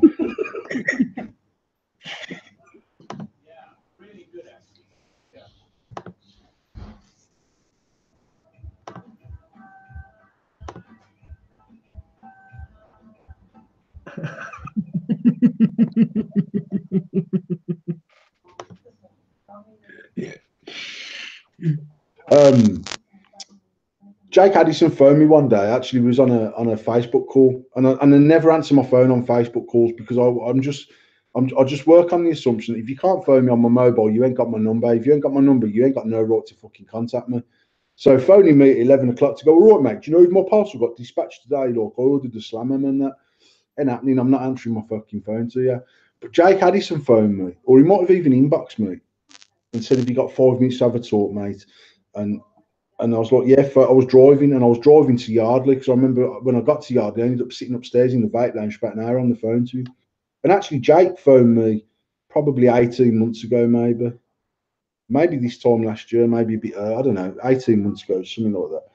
Basically said to me, all right, mate, I'm Jake Addison. I don't even know I can't remember what his liquid company was called before, Bros Brews or Brews Bros or whatever it is. Might have even been called the same thing, and they might have rebranded. I can't remember, but he used to make liquid anyway. And he was like, "I'm Jake, and I met liquid, but we're looking at making a mechanical mod, and we're looking at going in China." And he said, "If I'm being perfectly honest, I've seen like me and my brother have been talking, and I've seen what you've achieved through China, and we're going to try and do the same thing." And I was like, "Mate, it's not as easy as you think it's going to be. I can try and hook you up. I can even get it sort of white labeled for you. I can use our manufacturing facility, which I know and trust, and you can and." Absolutely will sign non-disclosures and whatever. I'm not going to rob your ideas. But we had this mad long chat for about an hour and a half, and I'll never forget at the end of it. And it was like similar to when I first met you at my shop, and you walked down. And I was like, ignorant prick. Actually, as much as I thought ignorant prick, and then when I spoke to you, and you was like, oh, I just didn't really know how to approach you and whatever. That always makes me think about me then. But Jake said to me at the end of the call, you know what, mate? I just want to say you're actually a really sound bloke, and I've heard people slagging you off and like you're a prick and you're a cunt and you're this and you're that. He said, but you know what? I just wanted to say thanks ever so much for your help. And yeah, you fucking sound bloke. And I swear, look, I'm not saying me and Jake are best of pals, but me and Jake have some long chats and Jake's a funny kid, man. He's only young 20s, mid 20s, but he's a funny kid. And we have some proper random conversation, funny conversation, straight conversation, business conversation. And just from that phone call, and then he came to one of our vape meets at the shop, and we had a very brief catch up because it was so fucking busy. And then he dropped off when he launched the Blood Axe. I took him off him, and we had him off him wholesale and sold them in the shop. And he dropped them down to the shop, and we had another couple of hours catch up in the shop. And I haven't not got one issue with people not liking Paul Harrison. I really haven't genuinely. I'm not here to please any cunts apart from my fucking missus and my kids. But I've got an issue with people not liking me because they think they know what I am because someone told them, and that's. And like when you said that day, like when I said to you, yeah, the first time I met you, I thought you were an ignorant cunt. You couldn't even say hello to me in my own shop, and you were like, "Oh, I didn't really know how to approach you," and I was a bit embarrassed and fucking rare. Then I'm thinking, am I that unapproachable? Like it genuinely makes me think about me as a person. And I know that at 6'4", I mean the skinhead and tattoos, and I'm Larry on Facebook, and I swear a lot, and I know it can probably come across as intimidating. But that says I know I can also have I can level myself to whatever level I need to be on. And if that's crying and hugging with someone, if that's bollocking someone, if that's fighting someone, if that's just having a laugh and a joke with someone, if it's tearing someone a new arsehole, I'm quite adaptive. I can just be what I need to be. And obviously the fucking harsh Paul maybe comes out too much. I don't know. I don't know, because I can obviously I speak from experience. And as I said, when you said to me, and I laughed when we first said, because then at the next expo we had t-shirt. You made me a hoodie, and it said my adopted father. So we went from me being a cunt to you being my dad. So it obviously flip-sided. You know what I mean? And I don't think it was the fact that he wasn't approachable. I just felt that, as you said, sometimes I think it's not the fact that you're Larry or you're happy and whatnot all the time. You're the character that it's either it or miss. For me personally, it's either it or miss, and it's not you that's the problem. It's the person. It's not you. It's not that is your character. That's what you've always been like. You're no different. For me personally, it was me as the character not being able to pluck up the courage and go, all right, Paul, it's Tom. And that's me. It's not because you the way you are, because that's, once again, it's my problem. And for anybody to turn around now and say Paul's not approachable, to me, I laugh at that now, because I go, it's just Paul. That is Paul. You might see these stupid statuses on Facebook and slagging people off and whatnot, but you actually speaks to him as a person, not a Facebook status. He's one of the nicest people, if not the nicest person you will ever meet. And that's me speaking from personal, from us being friends before I ever worked for you. So that's nice. It's someone's just commented, "Where's the banter at?" just wait. We've still got IVG. I can't promise you banter every minute of every day, but I can promise you will. I mean, sometimes we have these conversations, go a little bit off track and whatever. Let's get some banter back on the cards in Tom, because I'm. Shall we talk? Shall we go fully about this? We need to really sort of speak about the IVG in depth. We really do. I think it needs to be hit on, and I think we need to discuss sort of the reasoning why the community, and especially yourself, has been. I don't want to say offended, but there's plenty of reasons why people. We have even got tagged. Me and Paul even got tagged in a Facebook post saying that they wasn't allowing IVG stuff on their page because they thought what they did was morally wrong. So I want to know from you what you think everyone sort of got behind this because of. You know what I think. See, there's been some people that have commented this week that have pissed me off. There's been other people that have made me think about it. There's been a lot of people that have commented to say IP theft's been around forever and a day. Why the fuck is everyone trying to burst IVG's bubble? Now, for me personally, I put a status up in the week saying, because I've seen a lot of people going, bandwagon jumpers. There's people blatantly having a dig at me without having the balls to tag me in anything. But actually, I see the same people jumping on bandwagons for attention. I put a status up saying, I haven't got an issue with the cease and desist. If they've managed to put their millions into category 34, which is the electronics and tobacco part of trademarking, and they want to defend their branding, then they're in their rights to do so, and I've not got an issue with it. However, I think the blokes behind it are a pack of cunts. Now, I'm not going to go into the reasons in depth on any live stream and on anything that's going out there as the reasons why, purely out of respect for my pal. But I've got my own reasons for not wanting to support IVG, and it's fuck all to do with millions. I think the thing that pissed the community off, and some of the obviously there was retailers out there saying, I don't really give a fuck, mate. Bubblegum Millions is selling by the bucket load. I'm going to keep selling it and making money. That's fine. I haven't got an issue with that. And any post that I sort of got involved on was not so much trying to make them think that what I'm saying is right and they should follow my mantra. But actually, I was trying to say to them, listen, I haven't got an issue with that. My issue with IVG is quite separate. So do whatever you're doing as a business. the community and the vendors that have decided to pull it off their shelves, I can only assume it's because of the damn hypocrisy of IVG.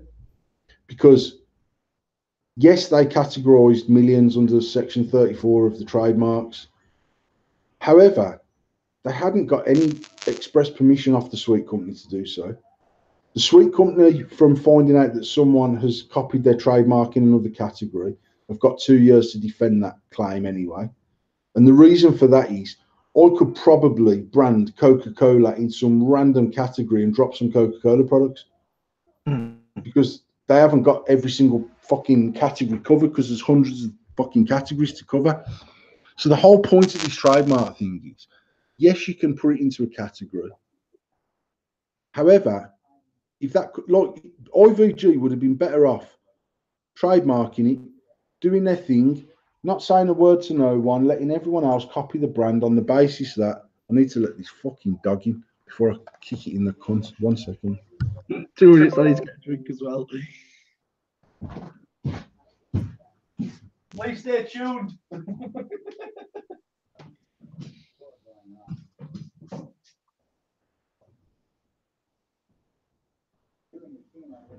Back door open. Look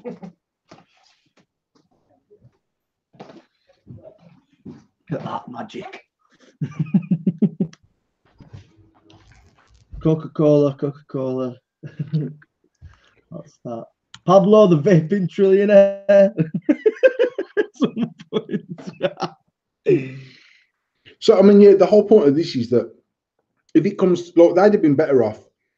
I personally think for every brand that copied some sort of millions, billions, trillions type bubblegum flavoured fucking millions sweet and chose to call it something similar, you've actually got the underlying support of the community to say, nah, fuck that, I ain't buying that liquid, man. They've copied IVG. I think the thing that rub people's backs up is when they start getting cease and desist from a company that blatantly stole someone else's IP. Yeah. And that's personally why I think it went to the level that it went to. Now, obviously, Damien Boone from UK Vape Deals got heavily involved in this because he had a cease and desist off them because someone on his group had advertised a liquid that they felt contravened their trademark. And Damien has tonight put a statement out saying that everything in the garden's rosy and it's all good and done because they're going to not force any legal action onto anyone that the cease and desist and blah, blah, blah, blah, blah, blah, blah. But is that not due to Millions actually releasing a statement about this? Obviously, there's going to be some communication between Million Sweets and IVG. It's actually on the news as well. Somebody actually, I've not seen the article of where it's ever been, but I got told it was actually on the main fucking news. I don't know. I mean, it was. I know it was in the. It was in the new. It was in mainstream newspapers. I know that much. I think sort of I don't know the full backstory as obviously you know quite a lot of the story, and it being your pal part of. Yeah, so I don't really want to go into the in-depths of IVG apart from the fact that I think it bit them on the arse because of the hypocrisy that they do. I mean, at the end of the day, they've got a liquid that's blatantly called Drumsticks, using branding of Drumsticks on one of their other ranges. They've got a liquid called fucking Blueberg, which is blatantly Heisenberg. They've got a liquid called Red Eye, which is blatantly Red Astaire. They've got liquids in their ranges that are blatantly copying Nasty Juice's Low Blow. I know that for a fact. Now, it's like the whole thing was built up by cherry picking popular flavors of the time and going, bam, we'll stick that in a bottle and we'll call it this, and our branding's good, and we've managed to go 60 countries, so whatever we make, I could bottle piss and it'd sell. As simple as that. So the bottom line is they will come out of this stronger. I'm sure of that, because they've said now they're going to change the branding. It's still going to be the same great liquid in the bottle. People know what they want. I personally didn't think the Bubblegum Millions was fantastic. It's not a bad job. I'm not slating IVG on that basis. I'm not here to do that. For me, it weren't a flavour that blew me out the water. There's actually other flavours that IVG do that I prefer. But they're going to rebrand the whole Millions range, and they're going to be the same great liquid, and they've been endorsed by Damien Boone now, which is all well and good. And I don't know. At the end of the day, it will be what it will be. And we had this massive shitstorm fucking just prior to Expo with people smashing up Vupoos. Yeah, and that's not made any effect on them, has it? It's just it blows over. The points that I made were about me personally. It's not about cease and desist. It's not about the branding of the style. I felt that every single cease and desist that went out was fucking hypocritical for the reasons that I've said. I'll tell you what was nice, and this is not me being sarcastic or anything like that, but it was nice that a lot of people got behind it because it was morally wrong what they was doing, and I think that was the main focus, that it was morally wrong because of what stuff they've done in the past themselves or currently still do. You know, as we said before, and we talk about IP theft nearly every week, me and you, and I send you pictures of IP theft and what the fuck's going on, and I'm saying, what is this? And it happens, you know what I mean? And for somebody to turn around who's actually done IP theft themselves to turn around and then say you can't do this, he's morally fucking so wrong. It's unreal. And regardless of if Facebook's 5% of vaping, or whether it's 10%, or whether it's 1%, you know, these people that you're marketing to on Facebook are your majority hobbyists, and they're the ones that are gonna douse your brand in shit. And you turn around to them and basically say, hold on a fucking minute, but you can't do this. And the community sees you doing it. It's not like it was ever done behind closed doors. It was done to anyone and everyone. I know that people had cease and desist letters about their recommended retail price, mate. Now, as much as we, as a brand in Endless, have always tried to hold that recommended retail price, I've never took no one to court for not doing it. I've not supplied them with any more product if they chose not to, because I can't enforce it. All I'm saying is, look, this brand is already cheap. It's already good value for money. We don't need to depreciate the brand by offering it cheaper than what it needs to be offered at. If they choose not to, that's fine. Actually, I'll just choose not to give them any more product, and they'll no longer be on the registered list of stockists for Endless Mods. It's simple as that. But I know that they'd sent out cease and desist or some sort of legal letters about their recommended retail price, which is illegal. It's illegal to money fix, to price fix, to monopolise anything. And on that basis, it's like, I don't know. That's right. It's RIP, innit? That still falls back into the hypocritical category of the fact that they push it out to any single distributor that will take it and then expect the price to be held.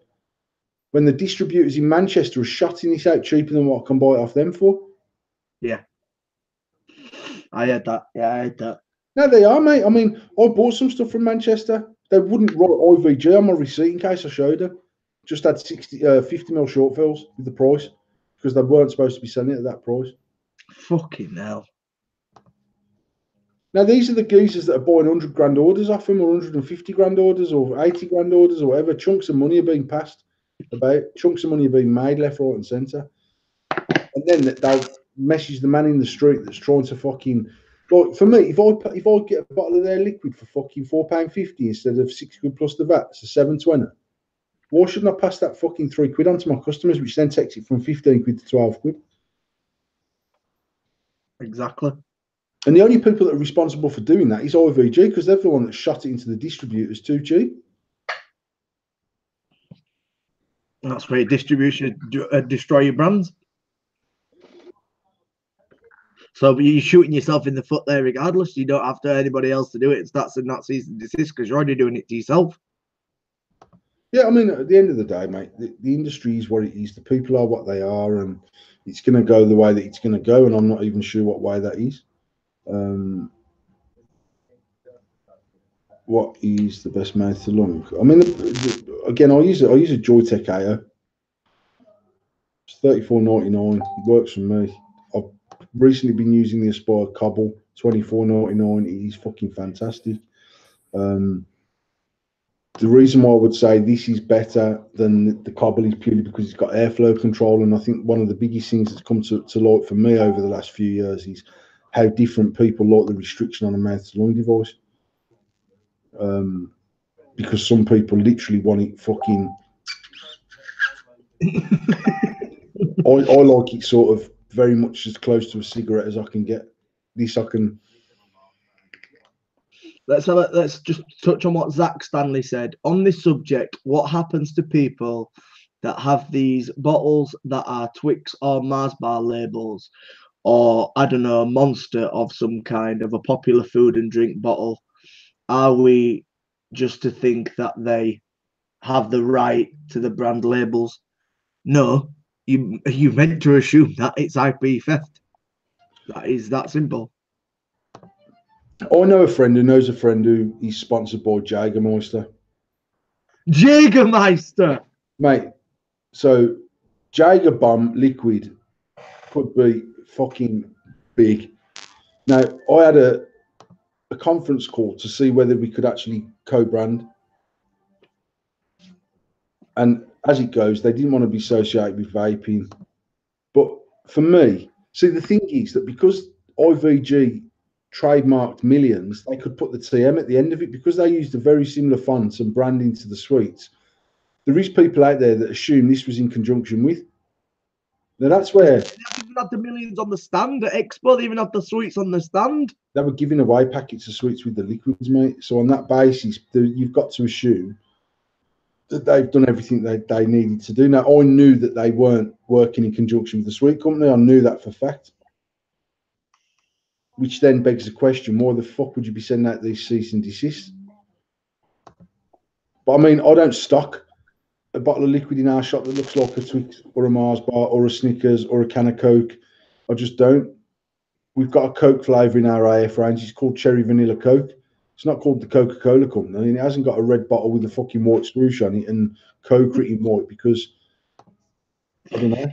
Because that's fucking morally not fucking right in your eyes. That is that simple. And you don't want to be getting fucking told off by one of the biggest, if not the biggest company in the fucking world.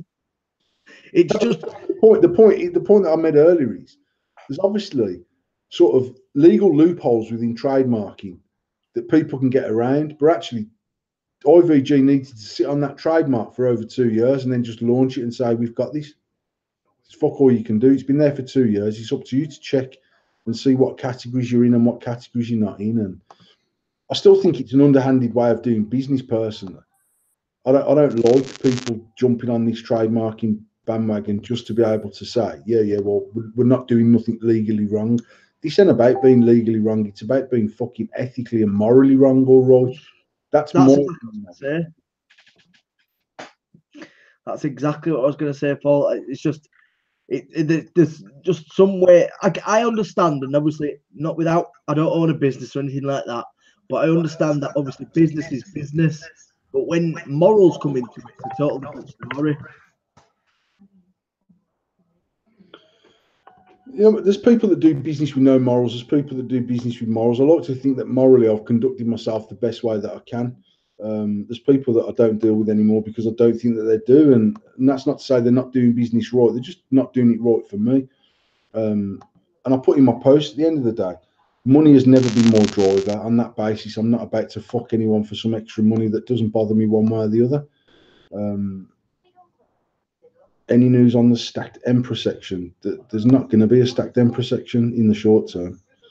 We're still working hard on the Pandemonium to get it released for Expo in October. But if you've got 400 quid, I'm sure Paul's got a stacked Emperor somewhere. I've got 2 or 3 stacks. I was gonna raffle off on Baby Jack's raffle, and actually I couldn't find them, but I know I've got them somewhere. I had them in my office at work. Well, we're gonna we've got 8 minutes left of the show. I just want to do a wrap up of this weekend coming. Yeah. I want to know your expectations. Not we're gonna go there and make $1 million or whatever. We know we never do that. That's not ever our expectations. I mean, your expectations of what do you think the show's going to be like? Are you excited for it? Just sort of, if anybody wants to go, sort of where do they need to be? And, you know, I mean, sort of giving them basically a roundup of the weekend that's going to be coming up. I can't remember for the fucking life of me what stand number we're on. We are A1157, I believe. So Tom knows. See, Tom's on it. I believe. My expectations of the show are that I believe it could be a really good show. And I think Emil has worked tirelessly for months to promote the show, and people are talking about the show. And on that basis, you've got to assume it's going to be a decent show. Um, it's got tattooing or stuff to do with tattooing, to do with beards, skateboarding, drift cars, vaping. He's tried to actually make it more about a community thing that he's just about selling vape gear. Now, we went there on a whim. I'm not even going to lie. I just decided last minute, let's go. Emil had been hounding me to go and exhibit there, so we decided to support him and go and do it. Anyone that wants to come that hasn't got a ticket, message Big Tom and he will hook you up a ticket. But no, I think it's got the makings of something pretty good. And even if this show is not sell out from our point of view, or even from the vendor's point of view, I do think that actually that the whole essence of what he's trying to do should lead to it being good shows in the future. Whereas there's other shows that have happened this week that is for me nails and coffins type shows, and I don't know how you recover from something that bad. I've got 2 questions for you personally. One, are you staying over Saturday? Yes. 2, what alcohol beverage are we drinking? What alcoholic beverage are we drinking? Well, Saturday, if we finish at 9, there's a chance we will be going out for food because my friend from My E-Liquids, Mr. Faz, is going to take us out. So I've booked you a twin room in case I decide to stay over Friday. And then I've got my own room. Again, I've booked myself a twin room just in case Disco Dave and whatever decide to stop over Saturday. So, but yeah, I'm definitely staying over Saturday. Depending on how the day goes Friday, I might try and get off about 4 or 5 o'clock on Friday and come back home. And more because obviously the kids go back to school on Monday, so we'll see. So I'm up there tomorrow. I'm coming home tomorrow. I'm probably coming home Friday, and then I'll be back up Saturday morning, and I'll be there till Sunday then. Wicked. Well, I've been through your statuses this week. I can't remember most of them. And I've chose 2 this week. And they were both posted on Monday. So the first one I really liked because I live on a council estate and I am the only person who pays rent to live on my council estate. Everybody else gets it off the fucking government, but I like it because there's kids around. You could always Poppy could go out and she could play with the kids and whatnot. And anyways, so the first one for me is people mourning that it's been a shit bank holiday. You know the little people that live in your house with you, they're your children. Take them out or stay in and play with them. I mean, play with them, not sit them in front of the TV with a bag of quavers while you smoke weed.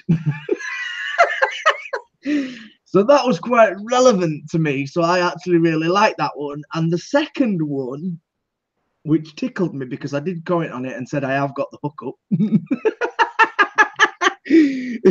was a status from Paul that said, I'm off to the chemist to get some Viagra and some Sudocrem. Hashtag Tasha.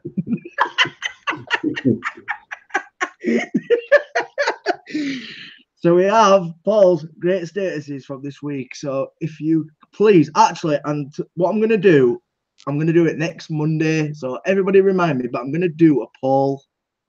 I am going to do a poll. And I want the viewers to vote for Paul's best status of the week. So, Paul, think of some statuses this week and this weekend so we can have a poll. Because I think everyone in the chat should have their opinion on Paul's best status because he does come out with some fucking corkers.